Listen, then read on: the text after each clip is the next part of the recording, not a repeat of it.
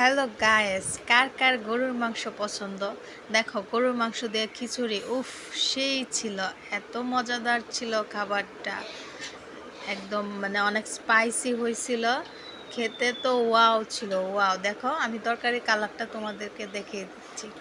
কত সুন্দর একটা লাল কালার হয়েছে। কে কে জাল খেতে পছন্দ করো, তারা এইভাবে রান্না করে খেতে পারো।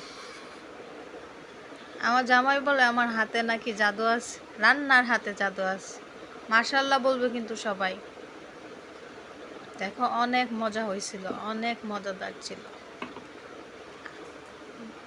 যারা যারা ঝাল খেতে পছন্দ করো, তারা আমার মতো করে এরকম স্পাইসি গরুর মাংস রান্না করে খেতে পারো। এটা অনেক ইয়াম্মি ছিল, অনেক মজাদার ছিল।